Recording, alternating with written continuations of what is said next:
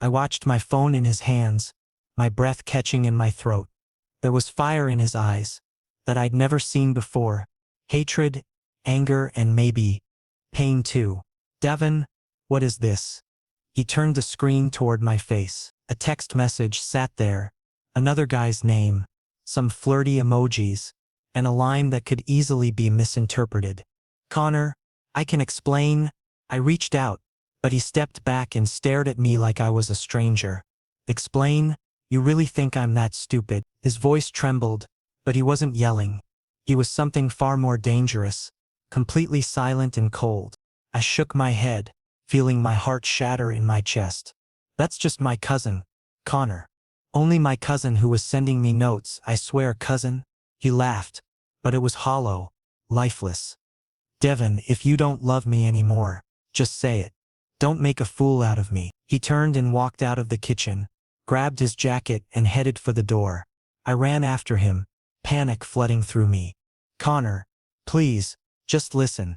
He opened the door and paused without looking at me. You know what the worst part is, Devon? It's not that you cheats, that you let me believe you were only mine. The door slammed shut and I stood there alone in the empty living room. The silence was so loud my ears were ringing. I collapsed onto the floor, phone still in my hand. I read that message again. My cousin Josh had sent it, joking around about an inside joke we shared. But Connor didn't see the context. He only saw what he wanted to see, and now he was gone. Something inside me screamed to chase after him, to force him to listen, but my legs wouldn't move. What was the point? He'd already made up his mind about me, and I'd heard that once someone's trust is broken, it never comes back. The next day he blocked me. Everywhere. My text turned gray, calls went straight to voicemail, and when I went to his apartment he wouldn't even open the door. I stood outside for 20 minutes, knocking until the building guard asked me to leave. He'd really left me without listening even once, without giving me a chance to explain my side. And the worst part? He thought I was someone I never was with someone else, wanting someone else. When the truth was he was the only one who made my heart race ever since I first saw him sophomore year. So what was I supposed to do now? How could I bring him back when he wouldn't even listen? Rain started falling as I stood on the sidewalk outside his building, completely soaked, still hoping he'd look out the window just once. But he didn't. Maybe he never even noticed. I walked home in the downpour, letting the cold water mix with my tears. Every step felt heavier than the last. My apartment felt emptier than ever when I finally got inside. I peeled off my wet clothes and stood in the shower, wondering how everything fell apart so fast. Just yesterday morning we were fine. We'd had breakfast together, laughing about some stupid meme he'd shown me. He'd kissed my forehead before leaving for his morning class. And now I was blocked, ignored, discarded like I meant nothing. I grabbed my laptop and pulled up our text history before he blocked me. Months of conversations, inside jokes, late-night talks when neither of us could sleep.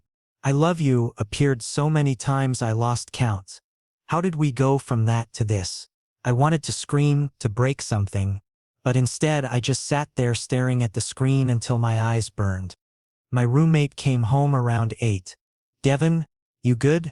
I quickly closed the laptop. Yeah, fine. He didn't believe me, I could tell from his expression, but he didn't push. Not yet. That night I barely slept. Every time I closed my eyes, I saw Connor's face twisted in anger and betrayal.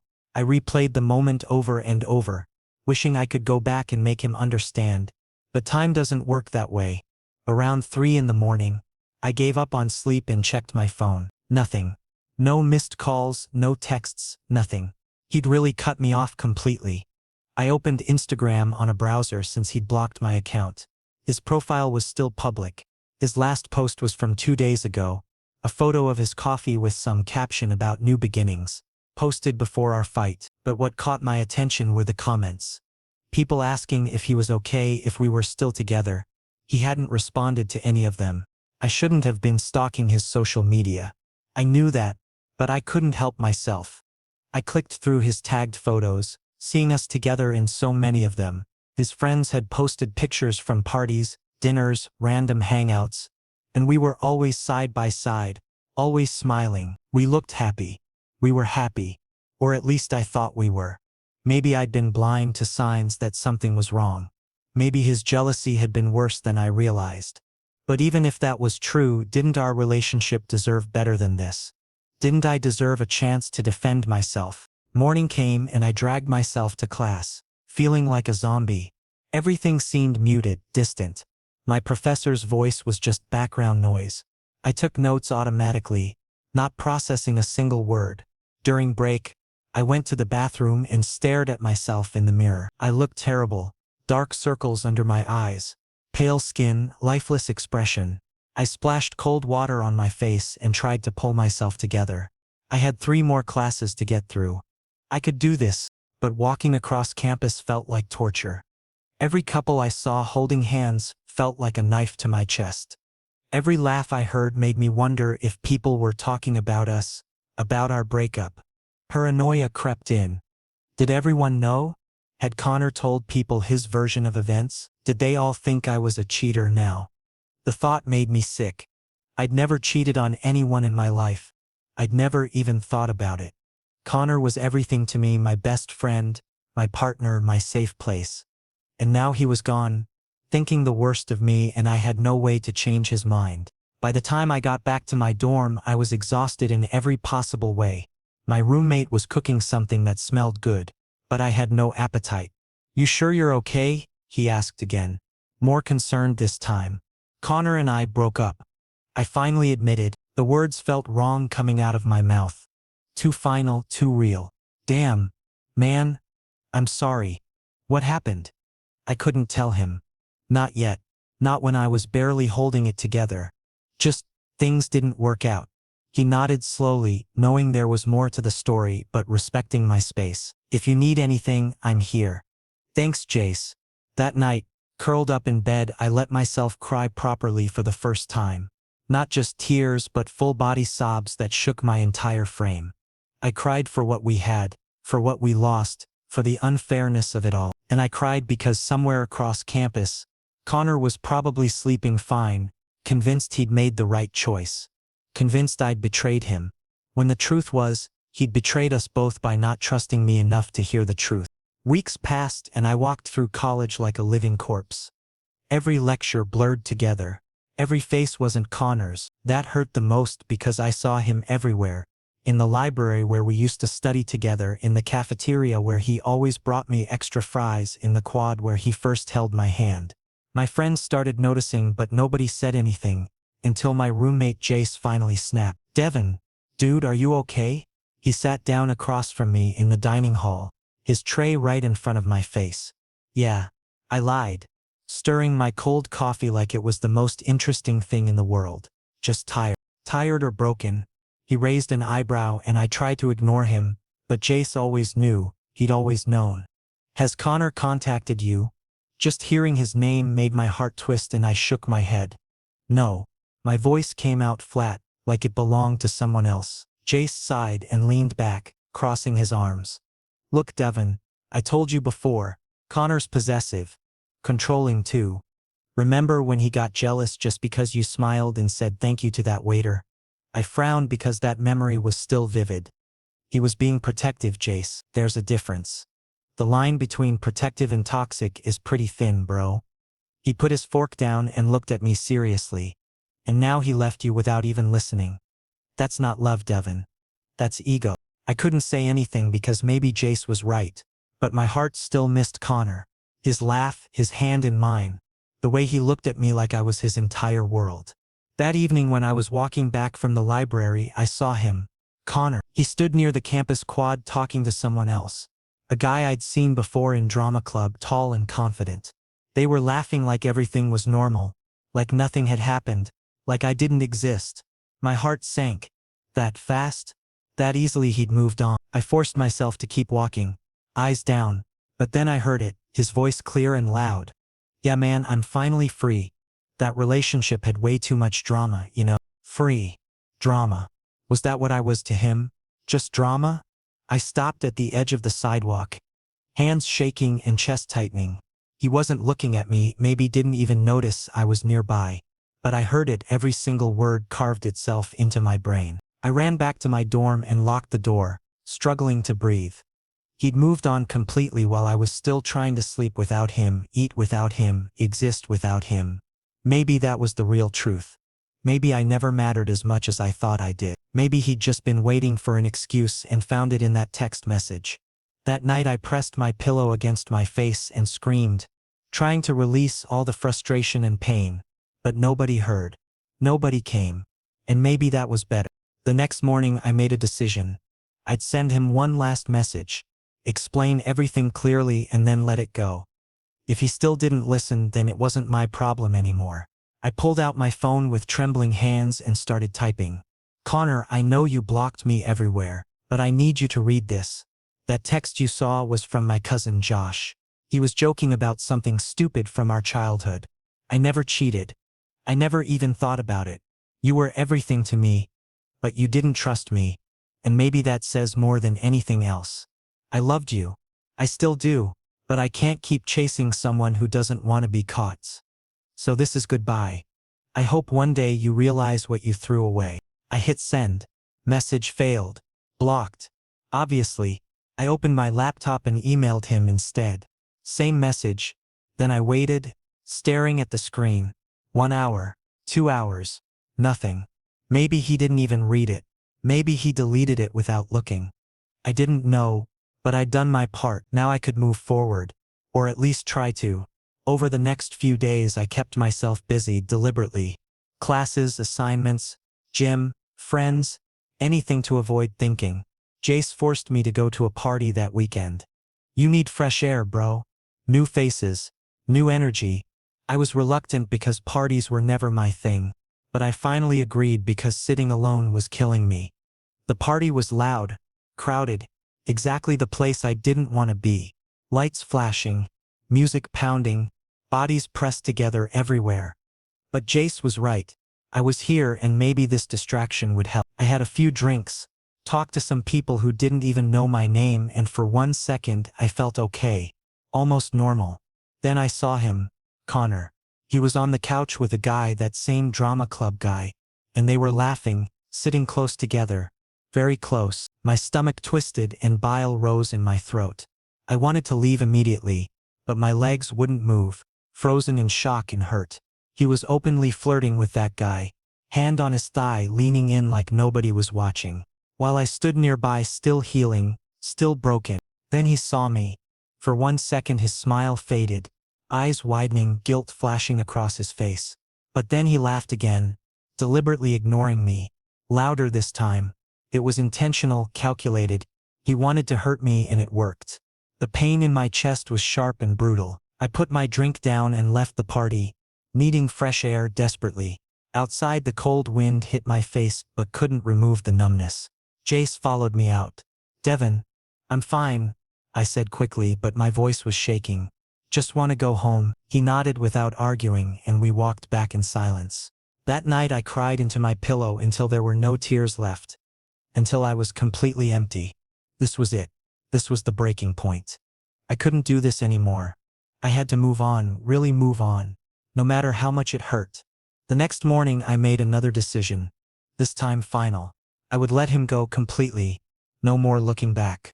His things, a hoodie he'd left at my place that still smelled like him, a book he'd given me with notes in the margins, photos we'd taken together. I put everything in a box. I'd donate it or throw it away, whatever was necessary for healing. But as I was doing this, memories flooded back and every item told a story. A moment that now only brought pain. The hoodie from the night we first said we loved each other. The book from my birthday with his handwritten message inside. The photos from our first trip together, both of us grinning at the camera without a care in the world. How did something so good turn so bad so quickly? I sat on my bed surrounded by these remnants of our relationship and wondered if I'd ever feel whole again. My phone sat next to me, silent and accusing. Part of me still hoped he'd call, that he'd realize his mistake and come back. But hope was a dangerous thing. It kept you stuck when you should be moving forward. So I closed the box, taped it shut, and shoved it into my closet, out of sight, out of mind. Or at least that's what I told myself. Reality was much harder. The following week I was at the gym trying to distract myself, lifting weights, running, anything that would stop me from thinking about Connor. But it wasn't working because every song that played was one we'd listened to together. Every exercise was one he'd taught me. I was on the treadmill when I saw him again. This time he was alone in the weights section and my heart stopped. He looked exactly the same: messy brown hair, sharp jawline, that gray tank that showed his arms perfectly. I tried to look away but it was too late. He'd seen me. For 1 second we both froze. The world stopped and then he tightened his jaw and looked back at his weights like I was a ghost. That stung more than I expected, and I got off the treadmill, headed to the locker room. My hands were shaking as I grabbed my towel. Suddenly the door opened and Connor walked in. We both stopped, awkward silence becoming heavy. "Devon," he finally said, voice flat and emotionless. "Connor." I tried to stay steady but my voice betrayed me. He walked to his locker, opened his bag, then spoke without looking at me. "How long have you been coming here?" "A few days." I put my towel in my bag, hands trembling. "Why do you care?" He paused, then looked at me with an expression I couldn't read. Regret? Hurt? Anger? I couldn't tell. "I don't care," he said quietly, but something else was in his eyes. "Listen, Connor. I don't want to hear anything, Devon." He raised his hand defensively. "Whatever we had, it's over. Just move on. Move on." My voice cracked and I couldn't control it. "You didn't even give me a chance to explain." "Because there was nothing to explain." He zipped his bag forcefully, the sound echoing in the locker room. "I saw what I saw. That's—" "No, you didn't." I stepped forward, frustration boiling over. "You saw one message from my cousin. Didn't even check the context. Just assumed I was cheating." He went quiet and his face was hard but I could see cracks in his eyes. Vulnerability he was trying to hide. "Cousin?" he said softly, like testing the word. "Yes." I laughed, bitter and broken. "My cousin, Josh." He was joking about an old joke that only the two of us understand. "But you saw what you wanted to see, Connor. Because you never trusted me in the first place." He didn't say anything, just stood there with his jaw clenched and eyes conflicted. Then he picked up his bag and headed for the door without a word. "Wait." I grabbed his arm desperately. He jerked around. "Let go of me, Devon." "No, not until you admit you made a mistake." The tension between us was so thick I could physically feel it, electricity crackling in the air. He looked at me the way he used to, longing, pain, want. But then he pulled himself away from my grip forcefully. "Mistake? Yeah, meeting you was a mistake." And he left, slamming the door, leaving me standing there alone with my chest heaving and tears threatening to spill. That night Jace found me crying on the bathroom floor and he didn't say anything, just sat next to me until I was done. Words weren't necessary because the pain spoke for itself. I stayed there for almost an hour, letting everything out. Every fear, every doubt, every ounce of heartbreak I'd been holding in. Jace handed me tissues without judgment, without trying to fix anything.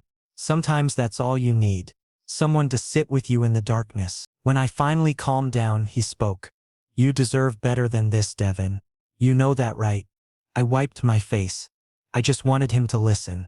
That's all I ever wanted. Some people don't want to listen. They've already made up their minds and nothing you say will change it. He was right, but that didn't make it hurt less. The next few days became a blur of routine. Wake up, go to class, pretend everything was fine, come home, fall apart, rinse and repeat. I avoided places I knew Connor would be, took different routes across campus, ate at different times. I was reorganizing my entire life around avoiding one person, and that realization made me angry. Why should I have to hide? I hadn't done anything wrong. But anger was easier than sadness, so I let it fuel me. I threw myself into my studies, spending long hours in the library, working on assignments that weren't even due yet. Anything to keep my mind occupied. One afternoon while I was studying, a girl from my psychology class sat down across from me. "Hey, you're Devon, right?" I nodded. "I'm Sarah. Listen, I heard about you and Connor." My stomach dropped. "Everyone's heard, haven't they?" She looked sympathetic. "Campus is small. Word travels, but for what it's worth, I don't believe what people are saying." "What are people saying?" I asked, even though I wasn't sure I wanted to know. "That you cheated. But I've seen you two together before. The way you looked at him, That wasn't fake. Anyone with eyes could see that. Her words should have comforted me, but they just made everything worse. Thanks, I guess. She left after a few more minutes of small talk, but the damage was done. So that's what people thought. That I was a cheater. That I'd ruined a good relationship. Connor's version of events had spread and I had no way to defend myself. If I tried to tell my side, I'd look desperate, like I was making excuses.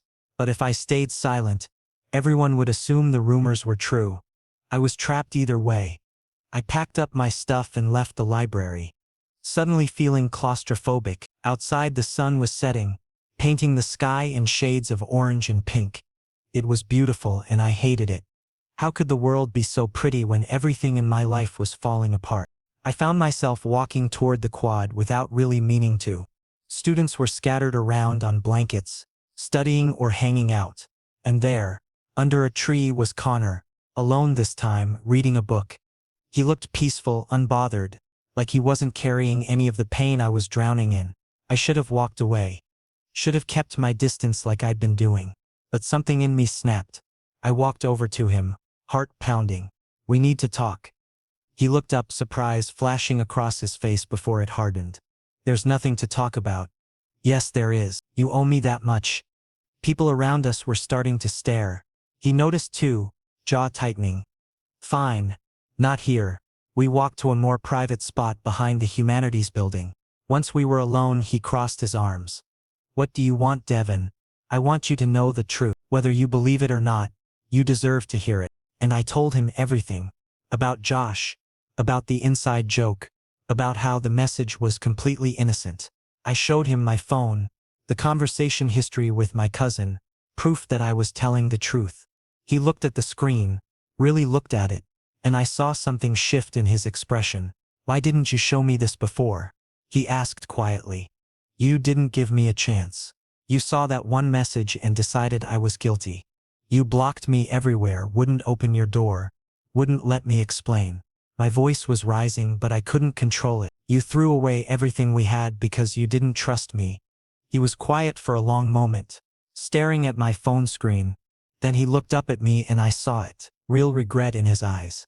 I messed up. Those 3 words hung in the air between us. Yeah? You did. I took my phone back, but admitting it doesn't fix anything, Connor. The damage is done. I know. His voice cracked slightly. I know, and I'm sorry. I'm so sorry, Devon. Sorry. The word I'd been waiting weeks to hear. But now that I had it, it felt empty. Because sorry didn't erase the pain, didn't give me back the time I'd spent crying, didn't undo the rumors spreading across campus. I need to go, I said, suddenly exhausted. Devon, wait. No, Connor. You made your choice. Now I'm making mine. And I walked away, leaving him standing there, finally understanding what he'd lost. I walked away from Connor feeling lighter and heavier at the same time. Lighter because I'd finally said what needed to be said. Heavier because now there was nowhere left to go. The conversation was over. The truth was out and we were still broken. That night I couldn't sleep again, but this time it wasn't from crying. It was from thinking, replaying every moment of our relationship, trying to figure out where it went wrong. Was it always destined to fall apart? Were there signs I'd ignored? The next morning, my phone rang. Unknown number. I almost didn't answer, but something made me pick up. Hello? Silence. Then breathing. Then his voice, barely above a whisper. I read your email. The one you sent weeks ago. I deleted it without reading it at first, but last night I recovered it from my trash folder. My heart jumped into my throat. Connor, I've been an absolute fool, Devon. Worse than a fool. I've been cruel. His voice was thick, like he'd been crying. I destroyed us over my own insecurity, over my own inability to trust anyone. I sat down on my bed, gripping the phone tightly. Why are you calling me now? Because I contacted Josh, your cousin. I found him on social media after you showed me your phone yesterday. I messaged him and he confirmed everything. Sent me screenshots of your whole conversation. He even called me an idiot for not believing you in the first place. A bitter laugh escaped him. He's right. I am an idiot. I didn't know what to say. Part of me wanted to yell at him, to tell him it was too little too late. But another part, the part that still loved him despite everything, wanted to listen. You hurt me, Connor. More than anyone ever has. My voice came out steadier than I felt. I gave you everything and you threw it away without even giving me a chance. Do you know what that does to a person? I know, he said quietly. I see it now. I see what I did and I can't take it back. But I need you to know that seeing you walk away yesterday broke something in me. Made me realize what I'd become. What my jealousy had turned me into. Your jealousy almost destroyed me. I said. It did destroy us. I started therapy, he blurted out. This morning, I called a counselor and made an emergency appointment. I told him everything about my trust issues, my jealousy, how I ruined the best thing in my life. They said I have abandonment issues from my parents' divorce, that I push people away before they can leave me first. This was new information. In all our time together, Connor rarely talked about his parents splitting up when he was 12. I didn't know it affected you that badly. I said softly. I didn't either, or maybe I did and just didn't want to admit it. Either way, it's not an excuse for what I did to you. Nothing excuses that. He paused. Are you at that party, with that guy from drama club? You looked happy. I frowned, confused. I wasn't with anyone at that party. I left after 5 minutes because I saw you with that guy on the couch. Now it was his turn to sound confused. What? Devon. I wasn't with anyone. That guy, Marcus. He's just a friend from class. He was telling me about his boyfriend troubles. I wasn't flirting with him. My mind raced back to that night.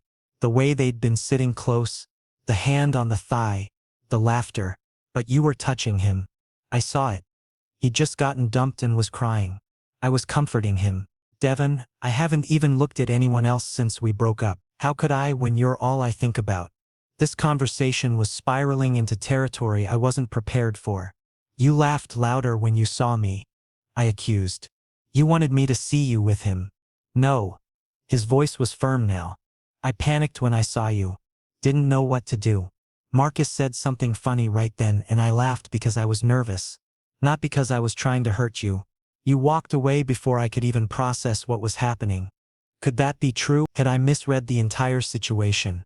This is too much, I said, rubbing my forehead. I need time to think about all of this. I understand. Take all the time you need. I just wanted you to know that I'm getting help.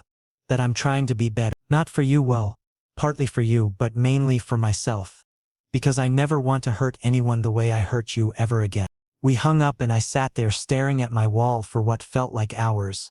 Jace came home eventually and found me in the same position. You look like you've seen a ghost, Connor called. His expression darkened. What did he want? I told him everything, the therapy, the misunderstanding at the party, the conversation with Josh. Jace listened without interrupting, which wasn't like him. When I finished, he sighed deeply. So what are you going to do? I don't know. Part of me wants to give him another chance. But another part is terrified he'll hurt me again. That's valid, Jace said, sitting beside me. But here's the thing. People can change if they really want to. The question is, do you believe he really wants to? Did I? I thought about the Connor I'd fallen for. The one who'd stayed up with me all night when I was stressed about exams, who'd learned to cook my favorite meal even though he hated cooking, who'd held me during thunderstorms because he knew I was scared of them. That Connor was real, but so was the one who'd abandoned me without listening, who'd blocked me everywhere, who'd assumed the worst. I think he wants to, I finally said. But wanting to change and actually changing are different things. True. So maybe don't make any big decisions yet. See if his actions match his. That seemed like good advice. Over the next few days, Connor kept his distance like he'd promised. No texts begging me to come back. No showing up at places he knew I'd be. Just space. But then small things started happening. A coffee appeared at my library study spot with a note. Thought you might need this. No pressure. Say. My favorite snack showed up in my mailbox. A book I'd mentioned wanting to read months ago arrived at my door. Each gift came with a note, assuring me he wasn't trying to buy my forgiveness. Just wanted me to know he was thinking of me. It was sweet but also confusing. Was this manipulation or genuine care? I couldn't tell anymore. One evening, I ran into him at the campus bookstore. We both froze in the poetry aisle, which would have been funny if it wasn't so awkward. Hi, he said quietly. Hi. We stood there for a moment. neither knowing what to say. Then he cleared his throat. How are you? I've been better. You? Same. He shifted his weight. Listen, I know I said I'd give you space, and I am. But running into you like this, I just want you to know that therapy is helping. I'm learning a lot about myself. Not all of it pleasant, but necessary. I nodded. That's good. I'm glad you're getting help. The therapist asked about you. About us. I told her everything, including the parts that make me look terrible. She said I need to work on trusting people, on not assuming the worst in every situation. That sounds like a good starting point, I said carefully. He smiled sadly. She also said that even if you never take me back, this work is important. That I need to do it for me, not for any relationship. That actually meant something. The fact that he was in therapy for himself, not just to win me back, showed a level of self-awareness he'd lacked before. I hope it helps you, Connor. I really do. We stood there a moment longer, the weight of everything unsaid hanging between us. Then he nodded and walked away, leaving me alone in the poetry section, wondering if we'd ever find our way back to each other or if some things were just too broken to fix. 2 weeks passed, with minimal contact. Connor continued therapy, continued keeping his distance, continued leaving small gestures that made my heart ache. I tried to focus on my own life, assignments, friends, anything that wasn't him. But it was hard when everything reminded me of what we'd had. One Saturday, Jace dragged me to an off-campus art gallery opening. You need culture, he insisted. And by culture I mean you need to stop moping in the dorm. He wasn't wrong. The gallery was small but impressive, filled with local artists' work. I wandered through the exhibits, letting the art distract me from my thoughts. That's when I saw it. A painting that stopped me in my tracks. It showed two figures reaching for each other across a vast distance, their fingertips almost touching but not quite. The space between them was filled with shattered glass and broken mirrors. It was titled Almost. I stood there staring at it for so long that someone spoke beside me. Powerful, isn't it? I turned to find an older woman, probably in her 60s, with kind eyes. Yeah, I managed. It feels personal. She smiled knowingly. The artist painted it after a difficult breakup. She said it captured that feeling of being so close to someone yet completely unable to reach them. That hit too close to home. Did they ever get back together? The artist and her partner? Actually, yes. 5 years later. But they both needed that time apart to grow into people who could actually make it work. Sometimes love isn't enough on its own. You need timing, maturity, and a whole lot of personal growth. She wandered off to another exhibit and I stood there absorbing her words. 5 years seemed like forever, but maybe some things were worth waiting for. Maybe some people needed to break completely before they could rebuild stronger. I took a photo of the painting and left the gallery feeling something I hadn't felt in weeks.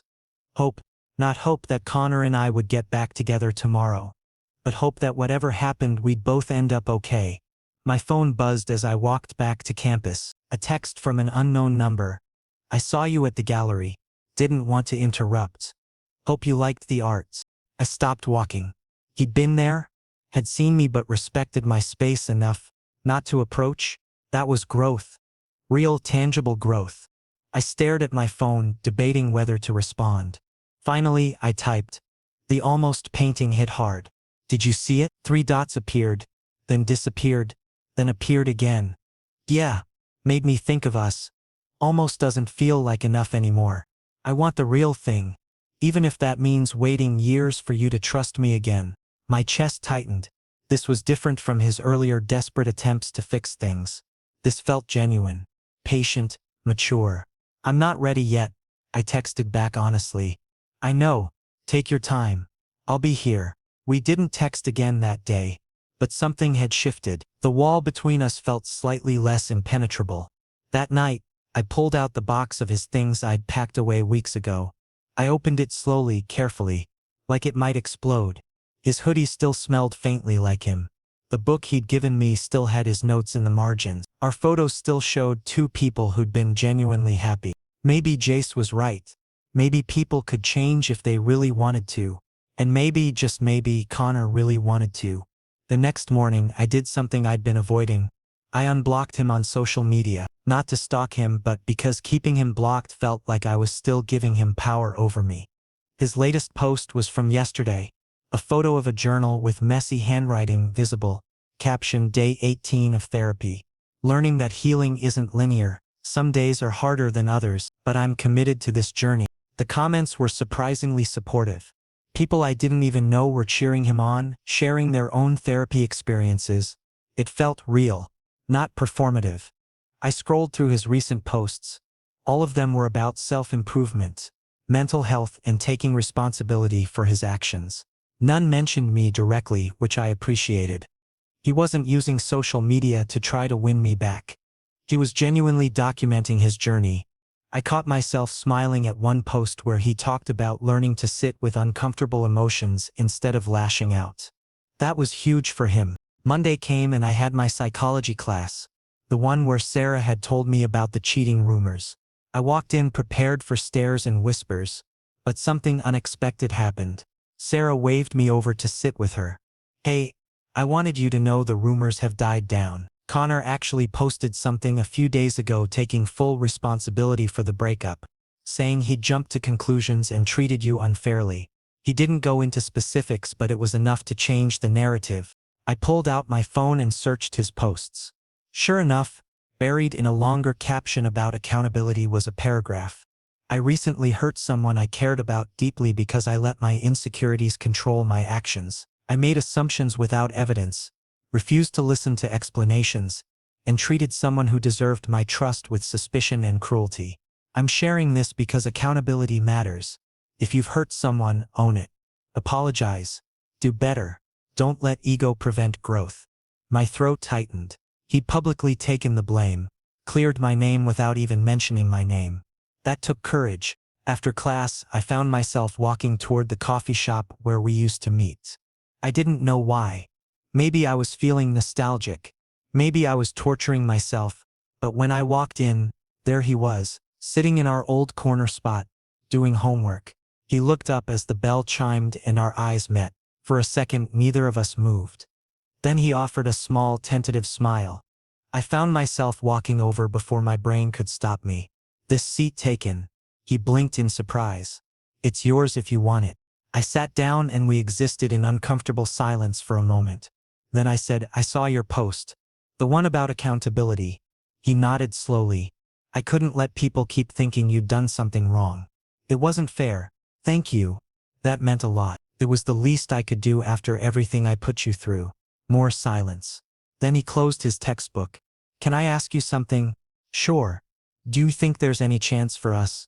And before you answer, I need you to know I'm not asking because I expect anything. I'm asking because I need to know whether to keep hoping or to start letting go." The honesty in his question deserved an honest answer. "I don't know," I admitted. "Part of me still loves you. Maybe part of me always will. But I'm scared, Connor. Scared you'll hurt me again. Scared that your jealousy will come back. Scared that we're just too broken to fix." He absorbed this with a slight nod. "That's fair. More than fair. Can I tell you what my therapist said?" I gestured for him to continue. "She said that fear after trauma is normal. That trust has to be rebuilt slowly, through consistent actions over time. She also said that if someone really matters to you, they're worth fighting for, even if the fight takes months or years." "And do I matter to you that much?"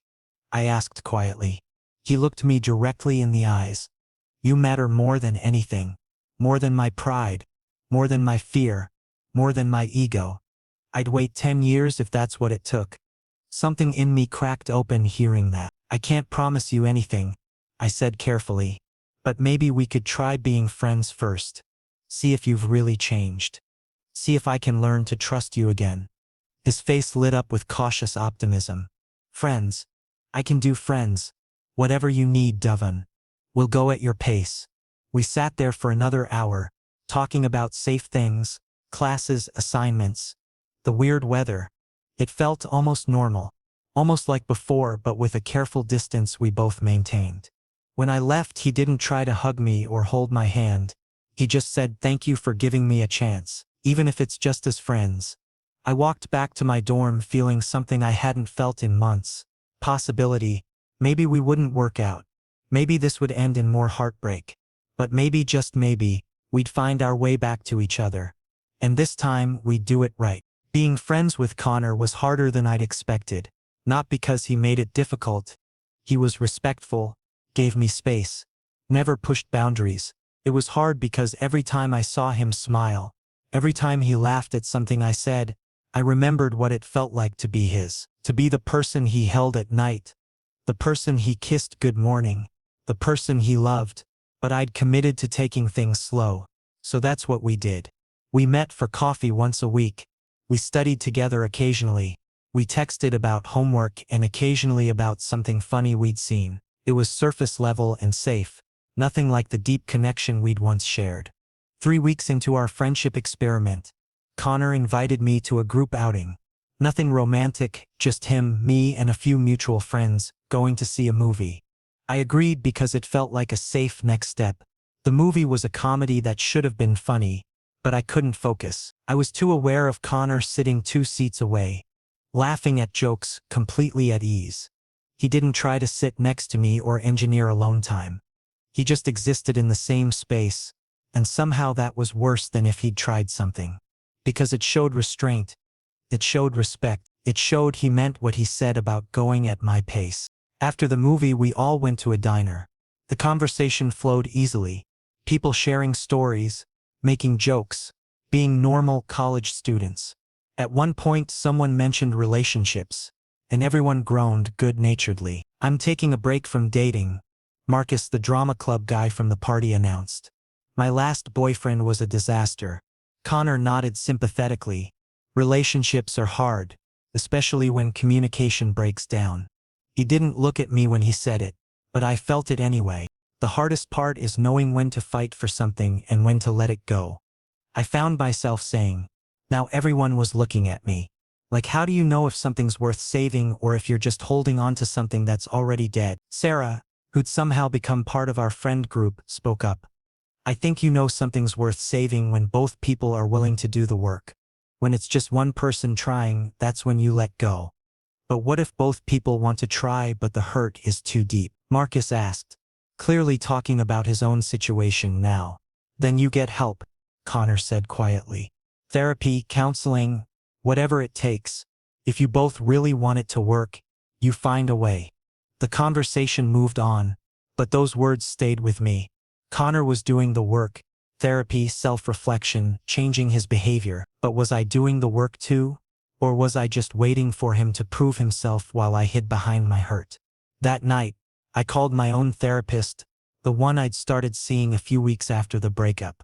"I think I'm ready to talk about the possibility of reconciliation," I told her. "What changed?" she asked. "I think I've been so focused on his mistakes that I haven't examined my own role in things. Like, yes, he jumped to conclusions and didn't trust me. But did I ever notice the signs of his insecurity before that? Did I ever ask about his abandonment issues? Or was I just coasting along thinking everything was perfect? That's a very mature realization, Devon. What do you want to do with it?" "I want to talk to him. Really talk to him. Not surface-level friend talk, but honest conversation about everything." The next day, I texted Connor. "Can we meet tomorrow? Just us. I want to talk about some things." He responded immediately, "Yes. Anytime. Anywhere. Just tell me when and where." We met at a park off campus, somewhere neutral and private. He showed up with 2 coffees, mine made exactly how I liked it, even though we'd never discussed my coffee order during our friendship phase. He'd remembered from before. "Thanks," I said, taking the cup. We walked in silence for a bit before I finally spoke. "I've been in therapy too." He looked surprised. "You have?" "Yeah. Started a few weeks after we broke up. It helped me process a lot of the pain, but it also made me realize some things about myself." "Like what?" "Like how I have a tendency to avoid conflict, to smooth things over instead of addressing problems head on. I think there were probably signs of your jealousy issues before everything exploded, but I ignored them because I didn't want to rock the boat." He stopped walking. "Devon, you can't blame yourself for my actions." "I'm not. Your reaction was on you. But relationships are partnerships, and I don't think I was being a good partner by ignoring potential problems." This seemed to catch him off guard. I thought about it that way. We sat down on a bench overlooking a pond. My therapist asked me what I would want if we tried again. I continued. What did you say? I said I'd want complete honesty, even when it's uncomfortable. I'd want us both to stay in therapy individually. I'd want to actually talk about problems instead of letting them fester. And I'd want you to trust me, really trust me, even when your anxiety tells you not to. I can do all of that, he said immediately. But Devon, I need you to know something. Even if you decide you can't be with me again, this time apart has been good for me. I'm not just changing to get you back. I'm changing because I needed to, because I don't want to be that jealous, insecure person anymore. That's what I needed to hear. I'm not ready to jump back into a relationship, I said carefully. But maybe we could try dating. Like actual dates. See how we navigate things now that we've both grown. His face broke into the first genuine smile I'd seen from him in months. Dating. Yeah, I'd really like that. But we take it slow, I emphasized. We communicate about everything. And at the first sign that old patterns are coming back, we address them immediately. No more letting things build up until they explode. Agreed. Complete transparency. We sat there for a while longer, watching ducks glide across the pond. It felt peaceful in a way nothing had felt in months. Can I ask you something? Connor said eventually. Sure. That day you walked away from me behind the humanities building. I thought I'd lost you forever. What made you change your mind? I thought about the painting at the gallery, about the woman's words about timing and growth, about all the small gestures that had shown me Connor was genuinely changing. I realized that holding on to anger was only hurting me, and I saw that you were actually doing the work to change, not just saying you would. Actions matter more than words. I'll keep showing you through actions, he promised. Every single day. Our first official date was the following weekend. Nothing fancy, just dinner at a quiet restaurant and a walk afterward. It felt different from before. We were different. More careful with each other, more intentional about communication, more aware of potential pitfalls. When he reached for my hand halfway through the walk, he paused first. Is this okay? I laced my fingers through his. Yeah. It's okay. That simple touch sent electricity through me, reminding me why I'd fallen for him in the first place. But this time we both knew what we stood to lose, and that made us both more committed to not screwing it up. Thank you for giving us another chance, he said as we walked. Thank you for doing the work to deserve it, I replied. We both knew this was just the beginning. We had months, maybe years of rebuilding ahead of us. Trust didn't come back overnight, but for the first time since that awful day when everything fell apart, I felt like maybe we could actually do this. Maybe we could build something even stronger than what we'd had before. As we walked through the cool evening air, hand in hand, I realized something important. Sometimes breaking is necessary. Sometimes you have to completely fall apart to rebuild yourself into someone better. Someone stronger, someone capable of real love. And maybe that's what this whole journey had been about. Not just about whether Connor and I could work things out, but about both of us becoming people worthy of the kind of love we'd always wanted. What are you thinking about? Connor asked, noticing my distant expression. About second chances, I said, and about how sometimes the best version of something comes after it breaks. He smiled, understanding. Like kintsugi, the Japanese art of repairing broken pottery with gold, making it more beautiful than it was originally. Exactly like that. We kept walking, two broken people choosing to repair themselves and each other, one careful step at a time. The future was uncertain, but for the first time in months, I was okay with that uncertainty, because some things are worth the risk. Some people are worth fighting for. And sometimes the second version of love is the one that actually lasts.